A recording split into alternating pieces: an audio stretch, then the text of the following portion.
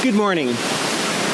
Welcome to the First Universalist Church of Rochester, where we are called to nurture the Spirit and serve the community.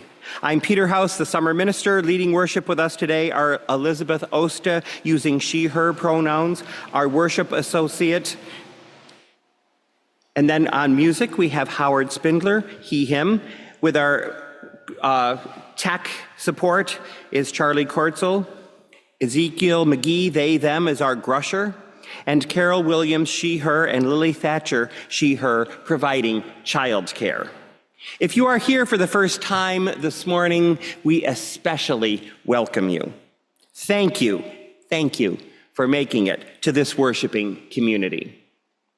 We have a visitors forum that can be found in the chat for the folks online and can be accessed by scanning a QR code that is in your pews or on the back of your order of service. Please fill out the form so that we may offer you a welcome beyond this worship service.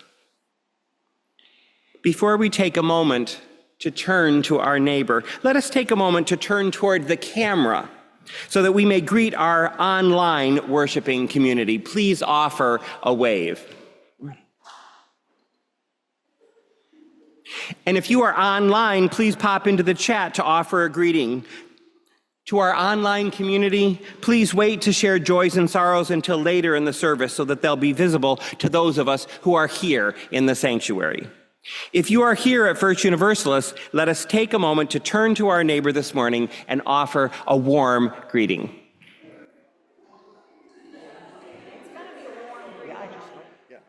We'll have to talk.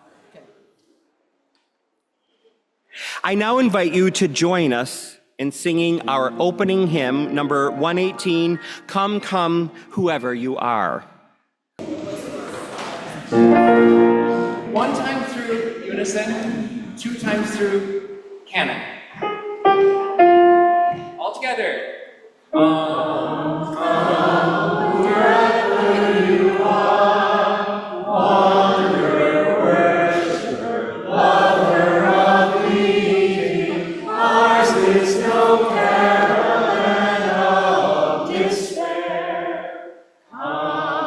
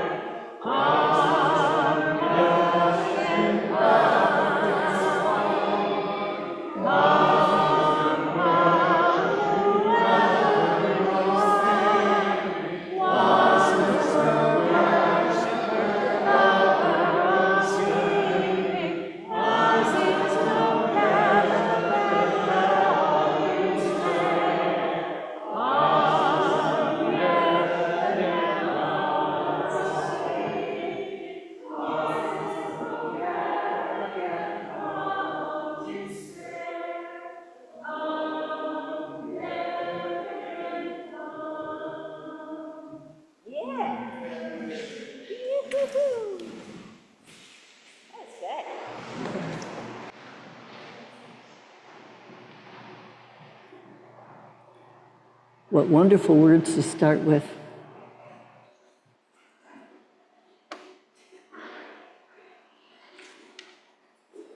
What makes us human is not our mind, but our heart.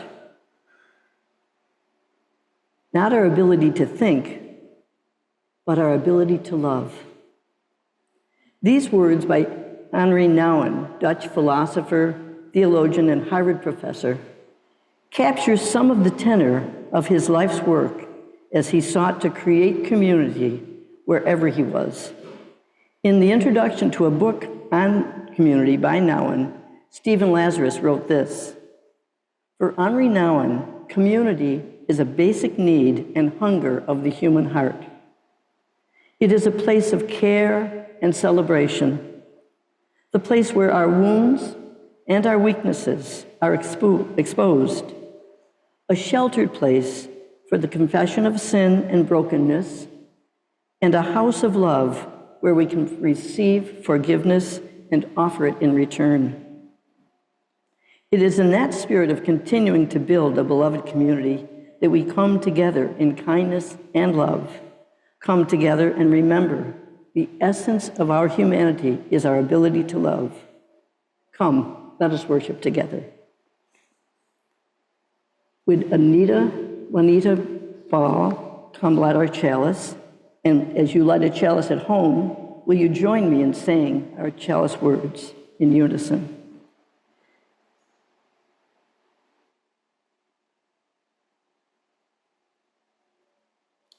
May we be a people of welcome, here to grow in heart and mind and spirit. And may we reach out to serve our community. Please rise in body or spirit and join me in our affirmation of faith, followed by our sung offering. Love is the doctrine of this church. The quest for truth is its sacrament, and service is its prayer. To dwell together in peace, to seek knowledge in freedom, to serve humanity in fellowship, to the end that all souls shall grow into harmony with the source and meaning of life. Thus do we covenant with each other and with all.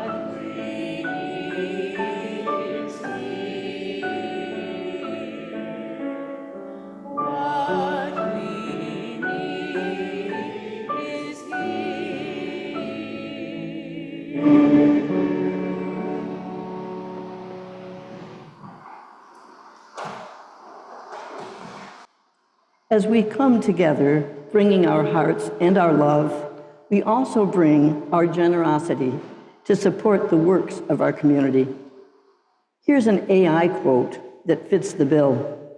The act of giving is considered a noble trait and virtue that involves providing something to someone else, such as time, resources, or abilities. It can also be a selfless act that comes from the heart, motivated by a sense of empathy or care for the recipient. This morning's offering will be taken now and gratefully received. You who are here in person are invited to drop an offering in the basket. And if you are a visitor, please feel free to let the basket pass. If you are invited to give online by scanning the QR code on the back of your order of service. For folks online, please click the link in the chat to give to First Universalist Church. Thank you all for your generosity.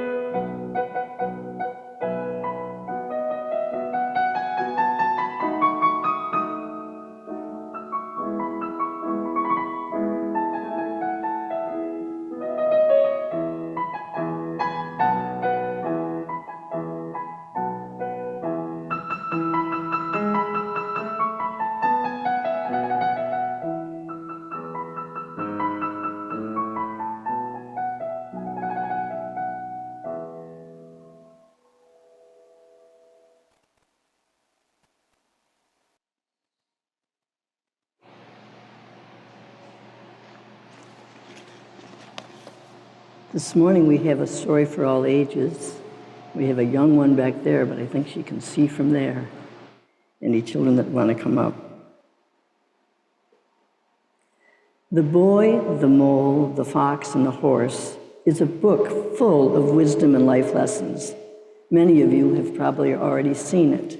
If not, I recommend you hurry to the store and get a copy. This morning, as we talk about a community fracturing, We will also share a story about building relationships.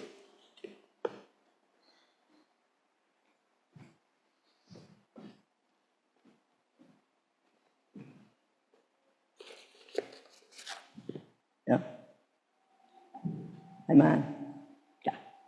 Great.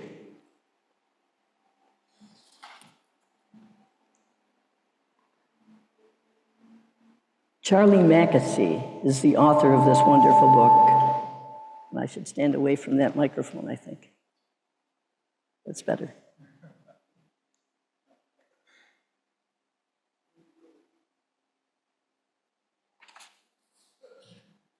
We're going to go. We're good. Look at this one.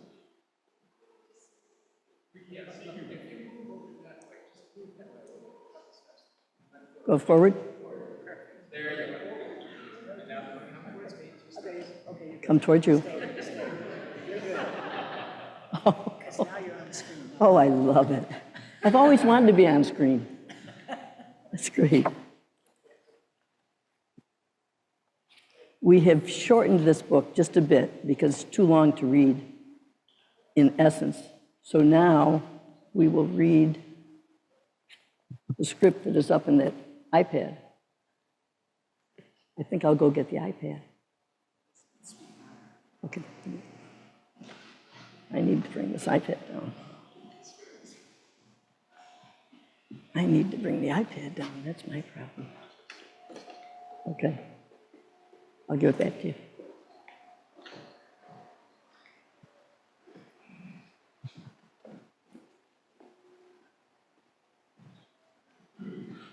I got to get positioned again, right?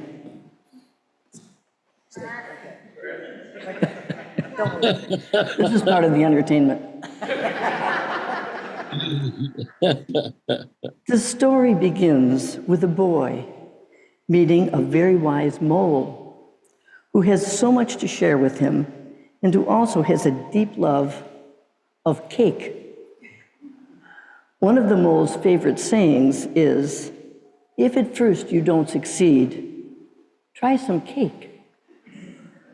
Along the way, the two of them also befriend a fox and a horse.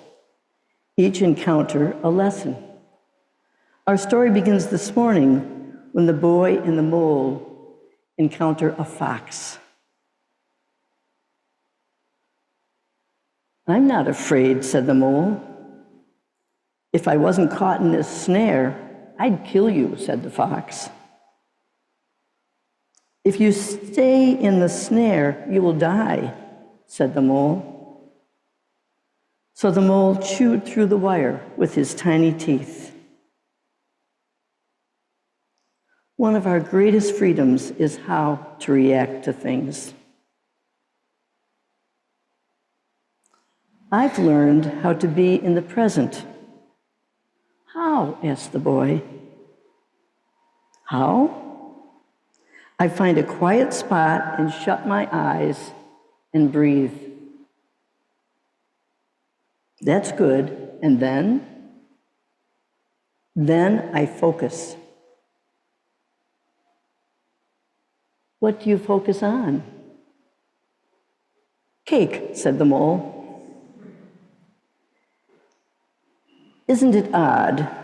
We can only see ourselves, our outsides, but nearly everything happens on the inside. Be careful not to fall.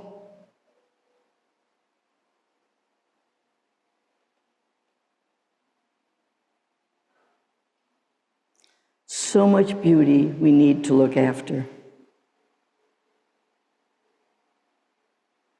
Be kind to yourself is one of the greatest kindnesses. Being kind to yourself, said the mole. We often wait for kindness, but being kind to yourself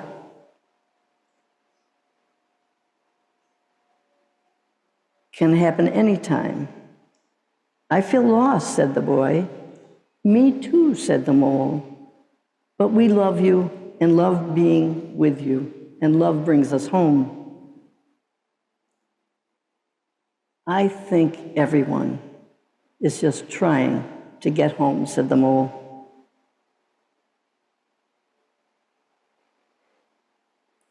No.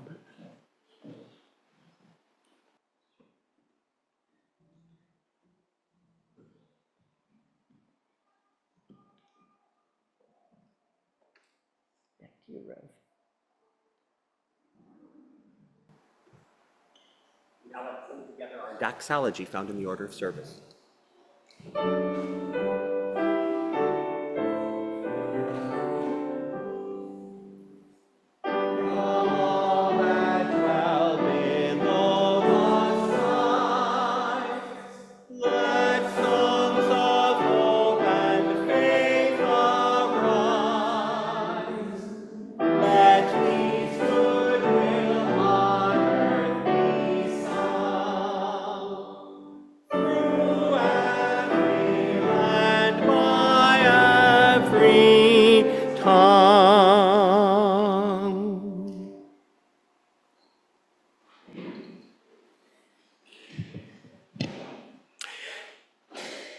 I invite you now into this reverent time of sharing the joys and sorrows of our gathered community. If you would like to, you can place your hand over your heart to be able to listen from this heart-centered place.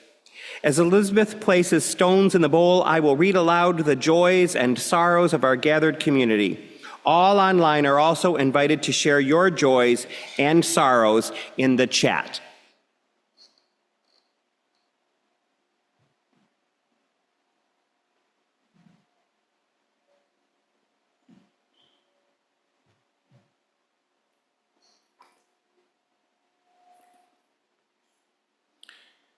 A sorrow. Dan Grizzly has died at the age of 94. Although he was not an active member, his wife Kathy was. She would enjoy receiving cards.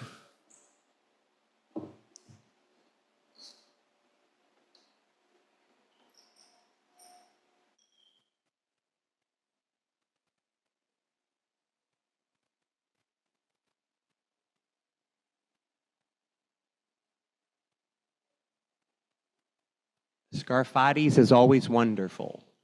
One of my favorite books.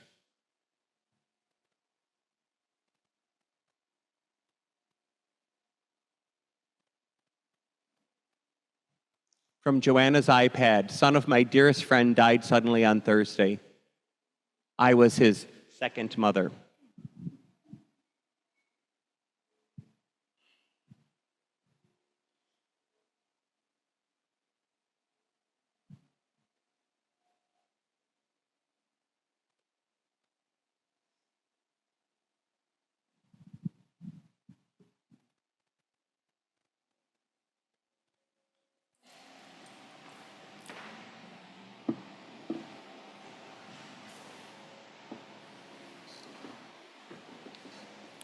We acknowledge this morning that this church is worshiping in a time of war.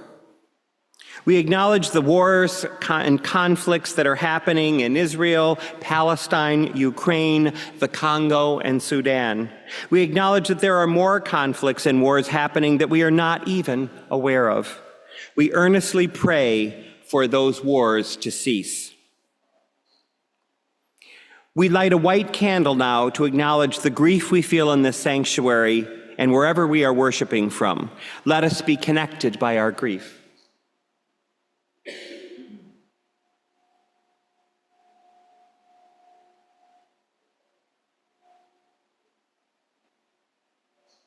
And we light a yellow candle to acknowledge the joy, the resilience, the tenacity found in life that still makes life worth living. Let us be connected by joy to those living through the direct impact and loss while at war in their homes, their backyards, and countries.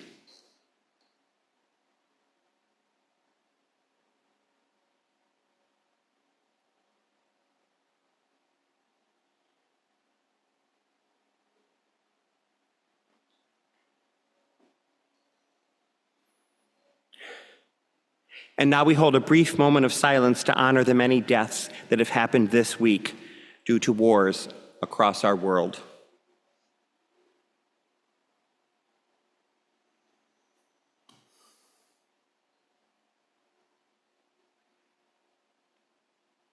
and we drop one final stone into the bowl to represent all the joys and sorrows left unspoken in the silent sanctuaries of our hearts. May all be held in the heart of love.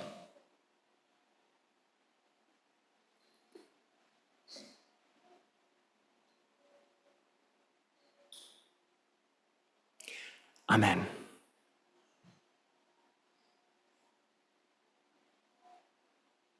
Spirit of life, help us to be present with all that is our life, both our deepest sorrows and our greatest joys, so that we can truly live, engaging fully in our own life and in our own community. Spirit of community, help us know how linked we are, how each one of us cares and touches each other. Help us to ask for support when we are in need and offer our support to others when we are able, so that we may rest in the solace of one another's love. Spirit of life and Spirit of love, help us to love our neighbor as we love ourselves, so that we might fully embody love and resist hatred. Spirit of resistance, help us to stick up for what is right even when we are tired or afraid. Help us to dream of the world as it should be and act to bring that world about. Help us to find hope each day. Spirit of hope, help us through this day and each day. Help us to be present for all that is our life. And for all this we pray. Amen. And blessed be.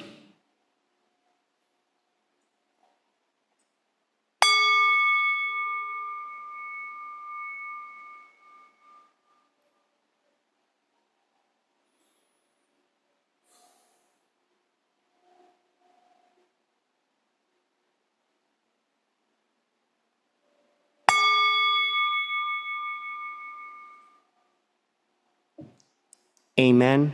Blessed be. May it be so.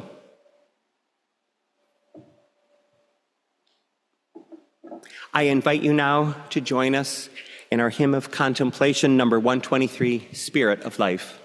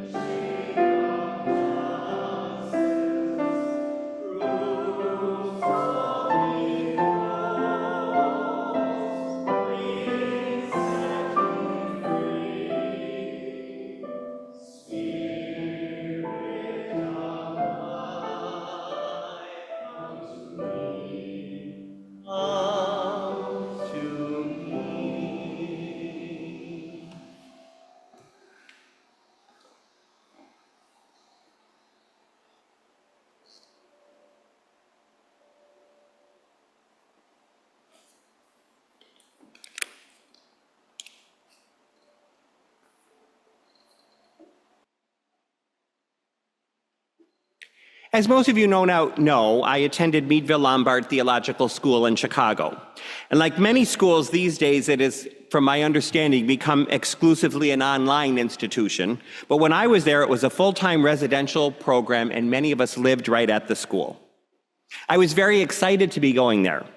Still, it was a bit daunting for a homebody like me to pack up my Honda Civic and drive all the way to Chicago, having to navigate the streets, find the school, and figure out everything all by myself.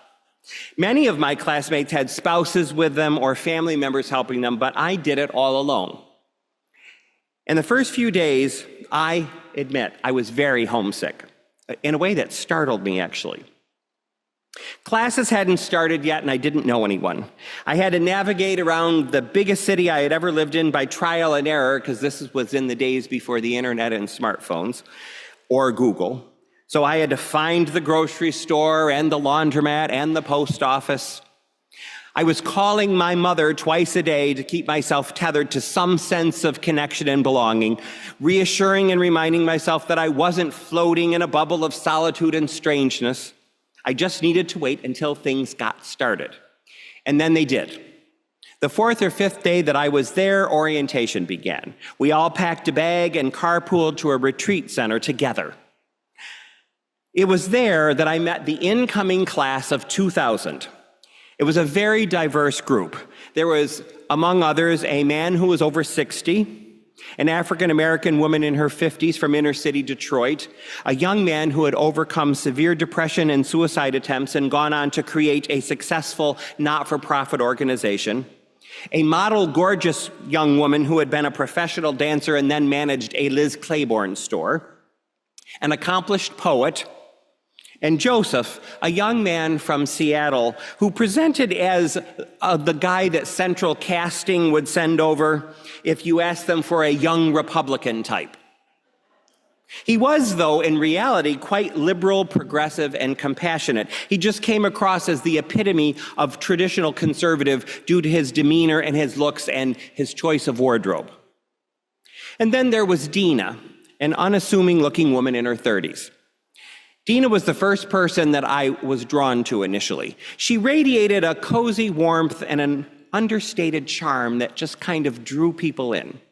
I bet we'll be friends, I recall thinking after our first conversation. A conversation in which, by the way, she had deftly and skillfully drawn me out and elicited some intimate confessions from me that I usually reserved for those closest to me. We've all met those people, haven't we? I recall wondering a few times if I should really be answering such personal questions from someone who I had just met. But I figured we're going to be ministers together, and Meadville Lombard had accepted her as a student, so this must be okay, right? She must be someone that I can trust. So the entire weekend was a thoughtfully planned series of rituals designed to create a deep and trusting and caring, connected community. Through these activities and rituals, we achieved a depth of respect and connection to each other that I carry with me to this day. I can still remember every single one of those classmates in vivid detail, including everything that they said and revealed about themselves during those introductions. At the closing ritual of the weekend, we were each presented with class of 2000 necklaces made by hand for each of us by members of the class of 1999. As members of the class of 1999 hung the necklaces around each of our necks, we pledged to love and honor and support each other throughout the long and often lonely journey that ministry can be. It was a vow, much like a marriage vow, including the idea, by the way, that it was for life. And it was a vow that I know that each and every person present making the vow made sincerely and without reservation. I can still reach into my heart and pull out the emotion I felt on that day. It was a truly sacred moment in my life. We had left the campus that Friday afternoon as a group of wary but hopeful strangers. And when we returned to campus that Sunday night, we were a connected, confident, cohesive group. My homesickness was gone, and it had been replaced by a reassuring sense of belonging. It seemed we all felt that way. As soon as we got back on campus, the visiting and the collective spirit commenced. There were shared outings to the grocery store, impromptu gatherings, the borrowing of eggs and cups of laundry detergent, and those endless hours of conversation that you seem only to have when you're away at school. The everyday bonding experiences which create and nurture community. One thing that I remember from that entire first semester was that we all wore our necklaces basically all the time. We gathered every Wednesday morning for breakfast and every Friday evening for dinner. And I remember one particular rainy Friday evening, probably in October, and we were all having pizza at the Medici on 57th Street, looking around the table at this extremely diverse and cohesive group, and seeing the same necklace dangling from everyone's neck, and feeling that I was home, that we all belonged, and that we would all continue to belong for life. The necklaces were a really powerful symbol. We wore them because, like wedding bands, they represented something, a commitment, a covenant, a connection which seemed so robust that it would endure, one that could be tested and pass, one that would bounce back when stretched, one that might chip and crack but still wouldn't break. I know from conversations that I wasn't the only member of the group seduced by the promise of certainty that those necklaces represented, or who believed that I could count on this community to be robust and durable and resilient no matter what. That Friday evening that I noticed all of the necklaces is still vivid in my mind. And recalling that image is frozen in my mind a bit the way, they take the final frame of a movie or TV show and freeze it. Usually it's a feel-good image, and they do it so that will create this permanent memory in you of what the storyline was.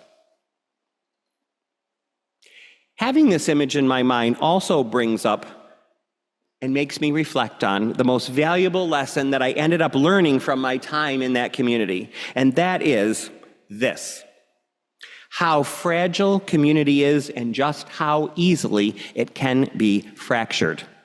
You see, I wasn't the only member of this community who felt a sense of ease with Dina. I wasn't the only person who disclosed more to her than I usually did in conversations. I wasn't alone in my belief that she was a kindred spirit. As the semester went on, it seemed that several members of our group felt the same way I did. And in turn, they behaved the same way I did, sharing things with Dina that we usually didn't, especially when we were hurt or angry or disappointed, even with other people in our group.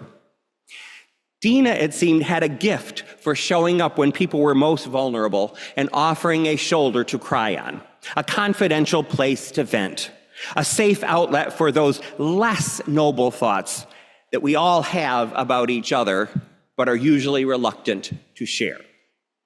Dina, in fact, was so receptive to hearing one's ignoble feelings and baser thoughts that after a while of sharing them, these thoughts and emotions didn't seem so bad anymore. The way Dina kind of coaxed them out of people and then affirmed that they really weren't as bad as we feared them to be, normalized them and made them palatable.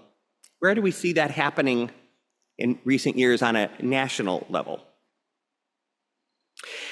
And this normalization, of course, encouraged even further sharing. We all know that feeling. We've all had those experiences, right?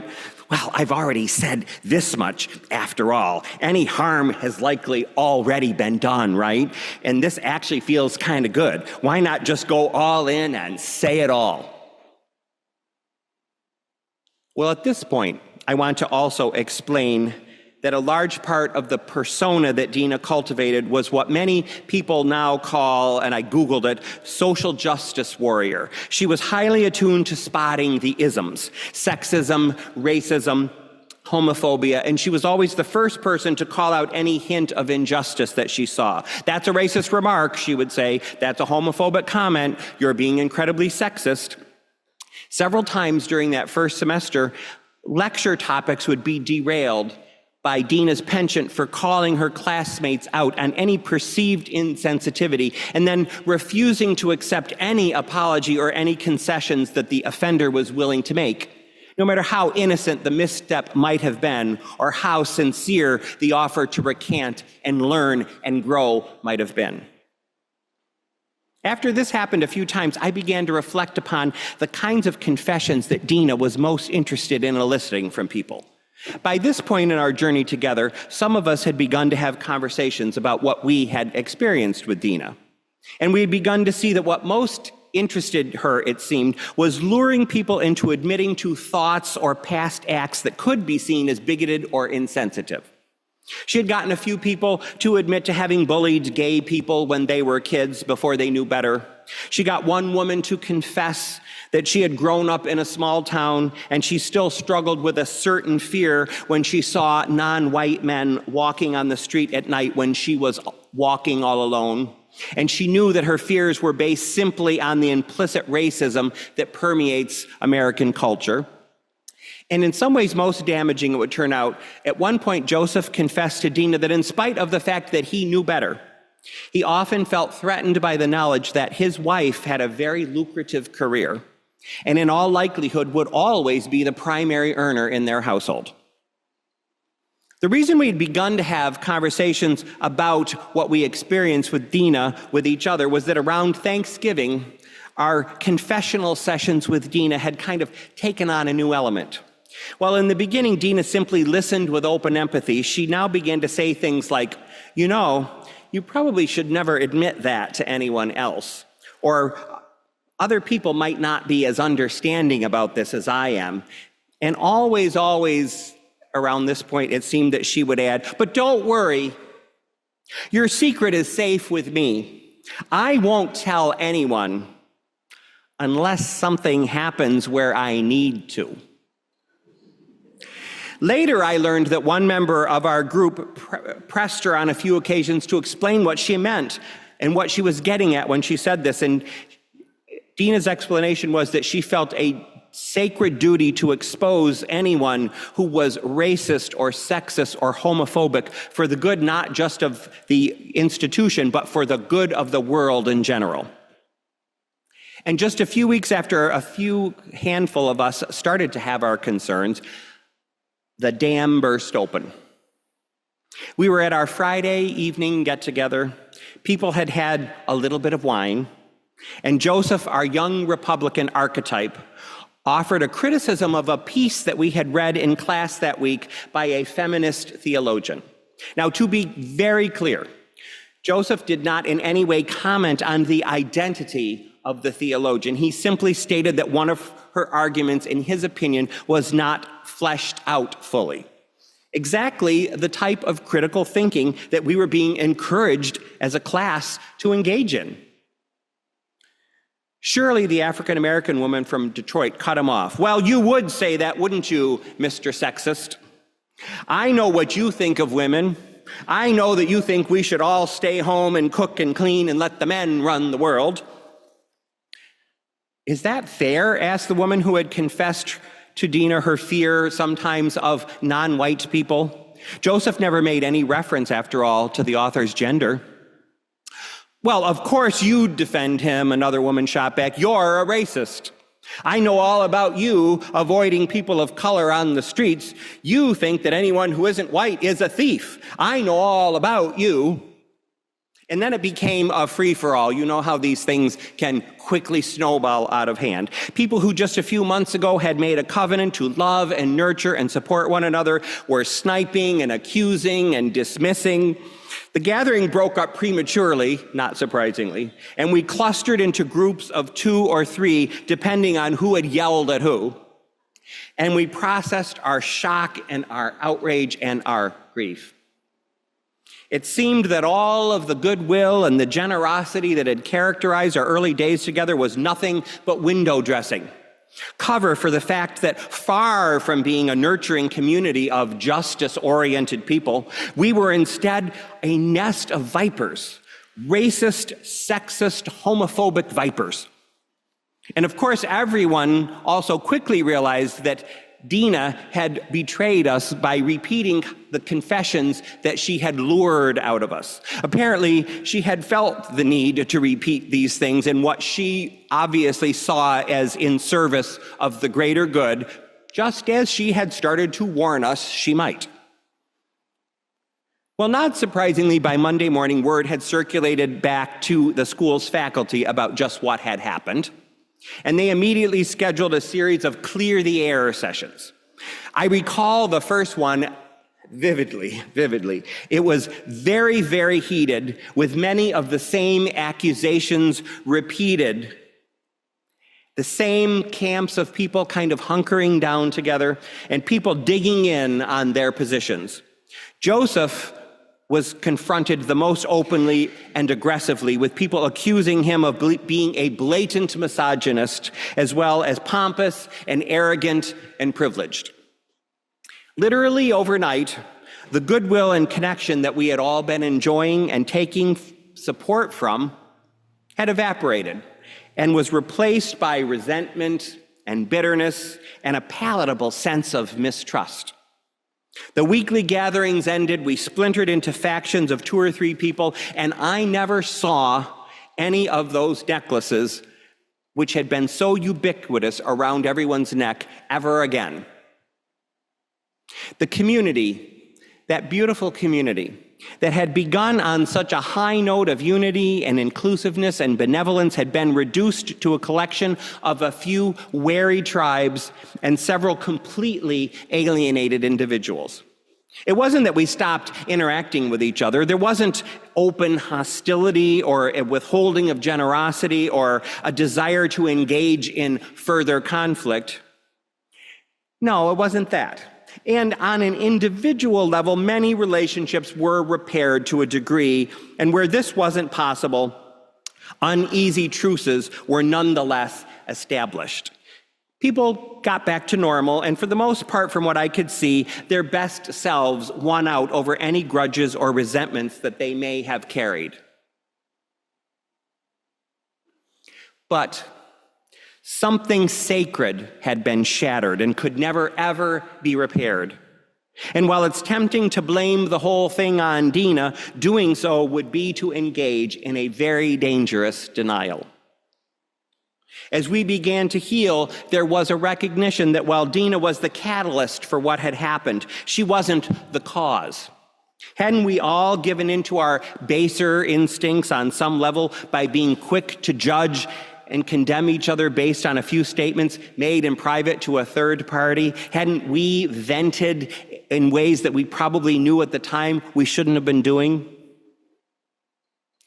Well, I still find one thing very noteworthy about this incident is that throughout all of these Clear the Air sessions, no one publicly called Dina out in any way for the direct role that she played in the conflict. And I think that's because people had a deep recognition of the role that they themselves had played and that this was a systemic issue caused by everyone.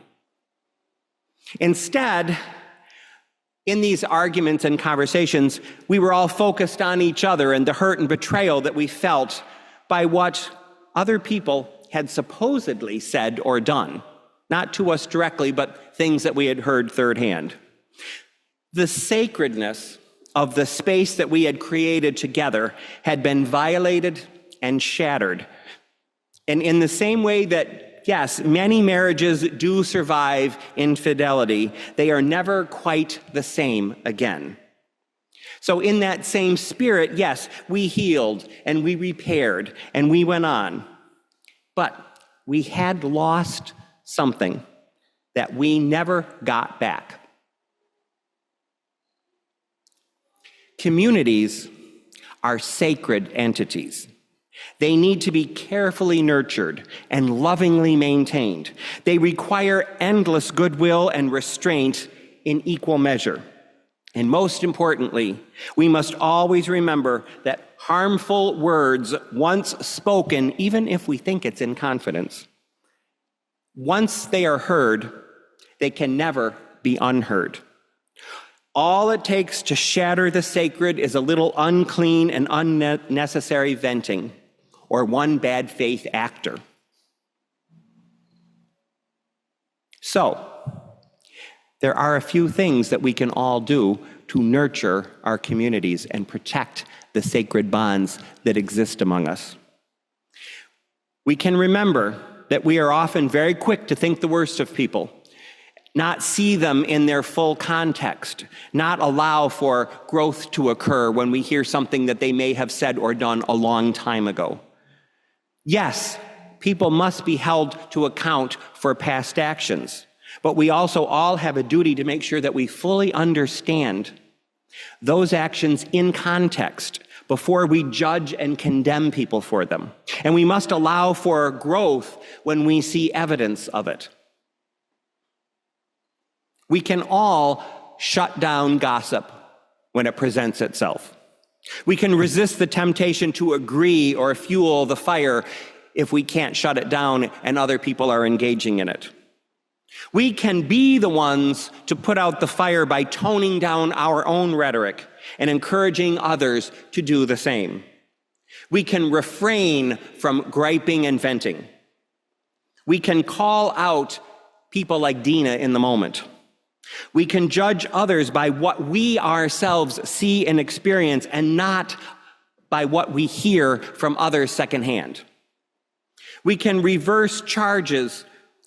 can reserve our charges of the isms for cases where there are true examples.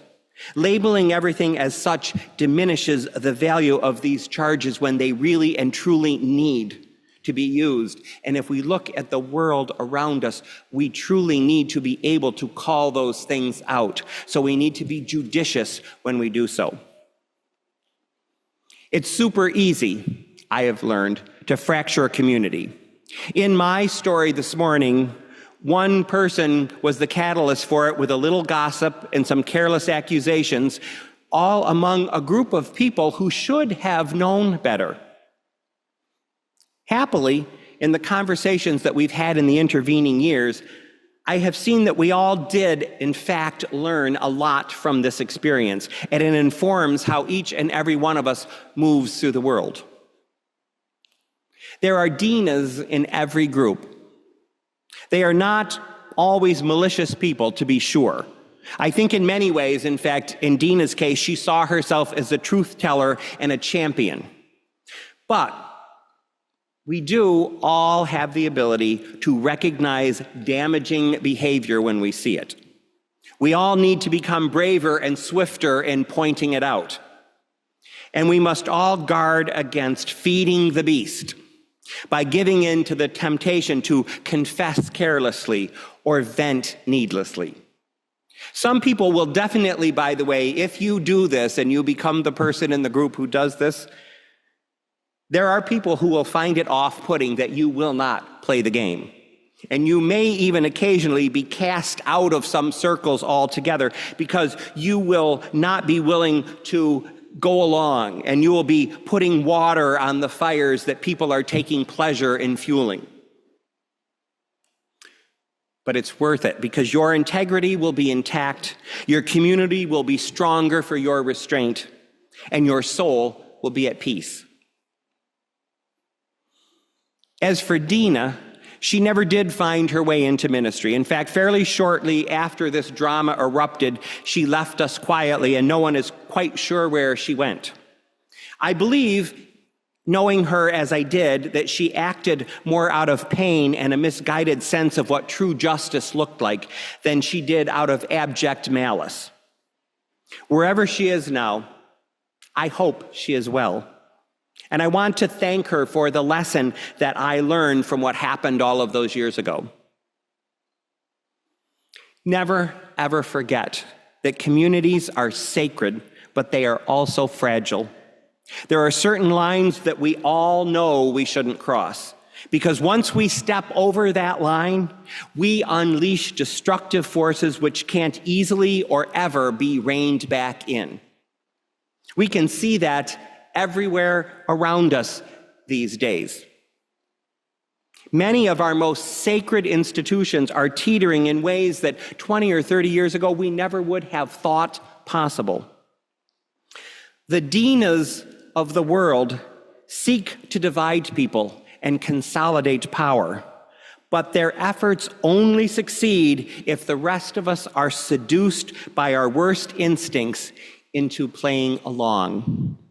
Let us covenant together this morning to resist those temptations and to be the protectors and nurturers of our sacred but fragile communities.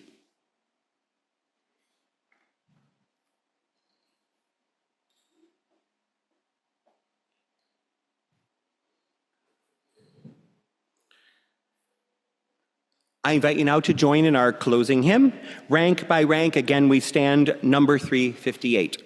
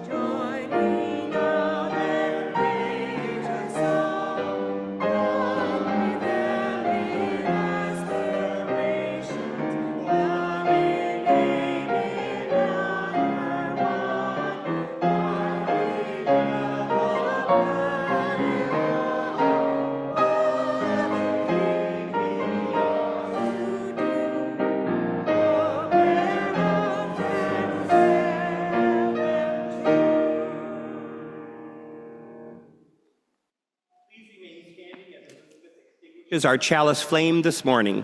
Let us read together the words printed on the screen. We extinguish this flame, but we keep its light in our hearts with its message of love and justice, taking it outside these walls to the world we live in until we are together again. At this time, let us acknowledge our online community and invite them to turn to gallery view.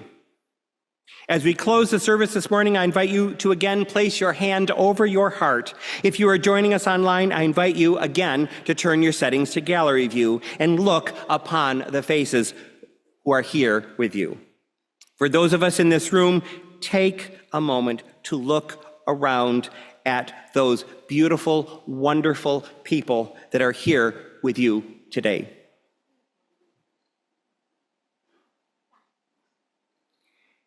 May all our hours together be blessed as this one has been, by open-hearted sharing, learning from one another, and making beautiful harmonies together. And may we greet everyone we encounter with the same acceptance and grateful kinship until we meet again. Blessed be, and let the people of the church say together, Amen. I invite those of you who are present to join us for refreshments in the lounge afterwards.